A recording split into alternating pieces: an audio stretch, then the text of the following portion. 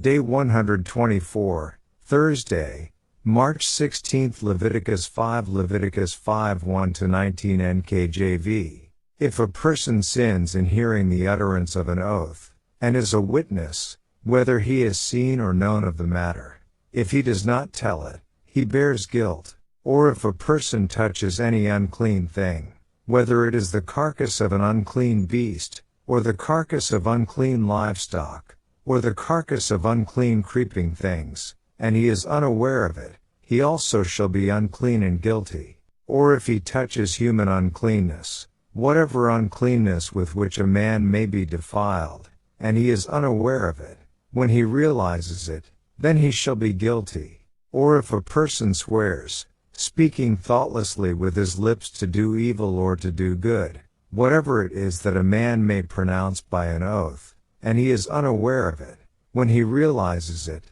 then he shall be guilty in any of these matters. And it shall be, when he is guilty in any of these matters, that he shall confess that he has sinned in that thing. And he shall bring his trespass offering to the Lord for his sin which he has committed, a female from the flock, a lamb or a kid of the goats as a sin offering. So the priest shall make atonement for him concerning his sin. If he is not able to bring a lamb, then he shall bring to the Lord, for his trespass which he has committed, 2 turtle doves or 2 young pigeons, one as a sin offering and the other as a burnt offering. And he shall bring them to the priest, who shall offer that which is for the sin offering first, and wring off its head from its neck, but shall not divide it completely. Then he shall sprinkle some of the blood of the sin offering on the side of the altar, and the rest of the blood shall be drained out at the base of the altar. It is a sin offering. And he shall offer the second as a burnt offering according to the prescribed manner. So the priest shall make atonement on his behalf for his sin which he has committed, and it shall be forgiven him. But if he is not able to bring 2 turtle doves or 2 young pigeons, then he who sinned shall bring for his offering 1/10 of an ephah of fine flour as a sin offering. He shall put no oil on it, nor shall he put frankincense on it, for it is a sin offering. Then he shall bring it to the priest, and the priest shall take his handful of it as a memorial portion, and burn it on the altar according to the offerings made by fire to the Lord. It is a sin offering. The priest shall make atonement for him, for his sin that he has committed in any of these matters, and it shall be forgiven him. The rest shall be the priest's as a grain offering. Then the Lord spoke to Moses, saying, If a person commits a trespass, and sins unintentionally in regard to the holy things of the Lord, then he shall bring to the Lord as his trespass offering a ram without blemish from the flocks, with your valuation in shekels of silver according to the shekel of the sanctuary, as a trespass offering. And he shall make restitution for the harm that he has done in regard to the holy thing, and shall add 1/5 to it and give it to the priest. So the priest shall make atonement for him with the ram of the trespass offering, and it shall be forgiven him. If a person sins, and commits any of these things which are forbidden to be done by the commandments of the Lord, though he does not know it, yet he is guilty and shall bear his iniquity. And he shall bring to the priest a ram without blemish from the flock, with your valuation, as a trespass offering. So the priest shall make atonement for him regarding his ignorance in which he erred and did not know it, and it shall be forgiven him. It is a trespass offering. He has certainly trespassed against the Lord. Daily Deep Dive. Here we continue the sin offering instructions. Verse 1, John Gill states, not of profane swearing, and taking the name of God in vain, but either of false swearing, or perjury, as when a man hears another swear to a thing which he knows is false, or else of adjuration, either the voice of a magistrate or of a neighbor adjuring another, calling upon him with an oath to bear testimony in such a case. This is what the Jews call the oath of testimony or witness, and which they say is binding in whatsoever language it is heard. And, verse 2, Ellicott's commentary states, that is, if he, through carelessness, forgot all about it that he had contracted this defilement, as the Vulgate rightly paraphrases it, and forgetteth his uncleanness. The touching of a carcass simply entailed uncleanness till evening, which the washing of the person and his garments thus defiled sufficed to remove. Leviticus 11:24, Leviticus 11:31. It was only when thoughtlessness made him forget his duty, and when reflection brought to his mind and conscience the violation of the law, that he was required to confess his sin, and bring a trespass offering. And, verse 3, this could be a number of things. John Gill's commentary names a few: the dead body of a man, or the bone of a dead body, or a grave, or any profluvious or menstruous person.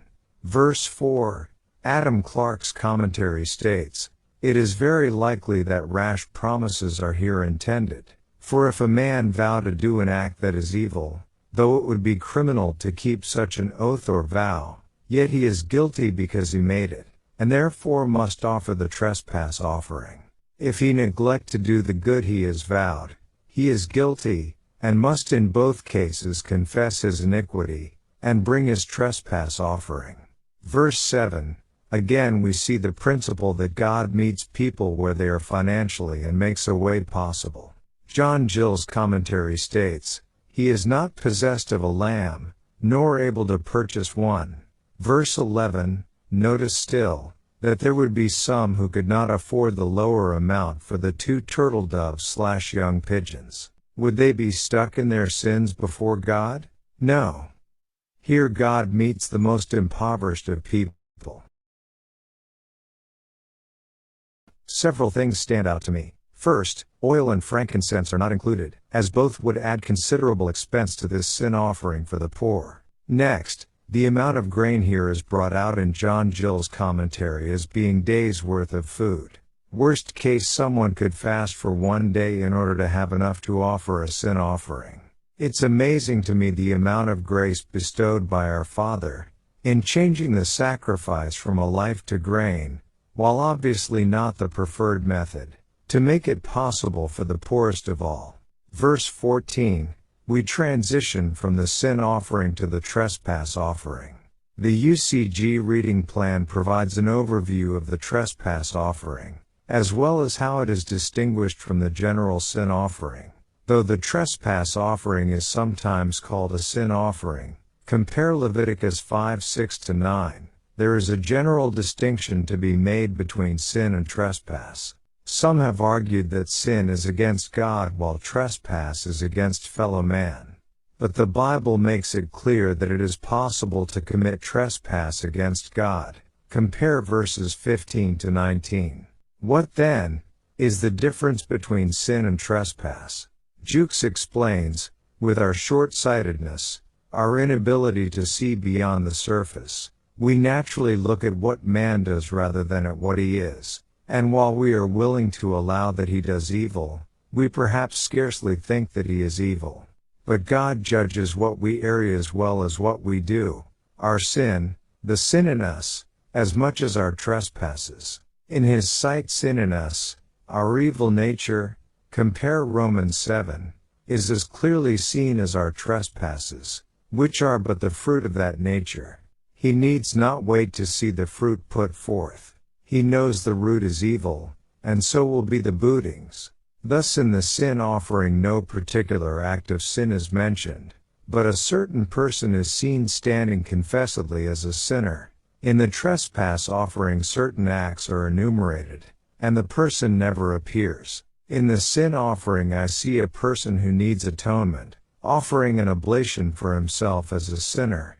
In the trespass offering I see certain acts which need atonement, and the offering offered for these particular offenses. Of course, in the sin offering, though the man is seen rather than his acts, proof must needs be brought that he is a sinner.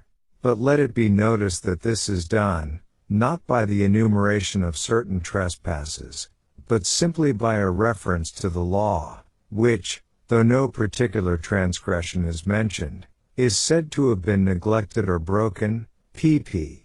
148-149.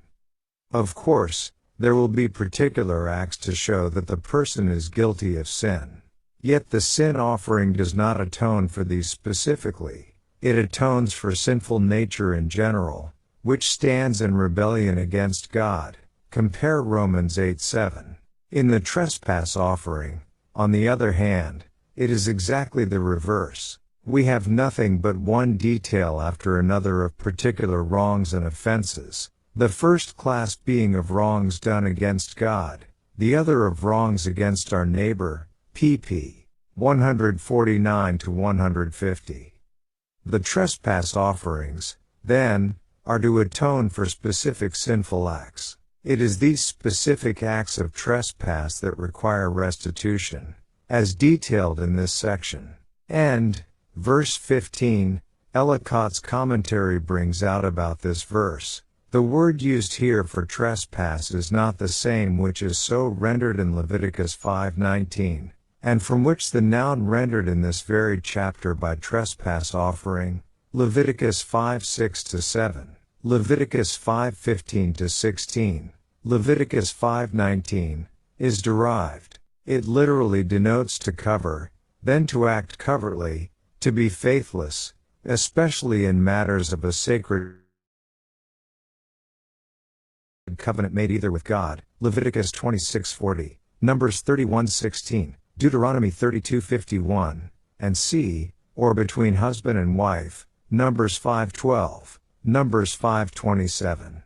And, regarding the end of this verse, Benson's commentary states, "As thou, O priest, shalt esteem or rate it, and at present, thou, O Moses, for he has yet performed the priest's part." And this was an additional charge and punishment to him.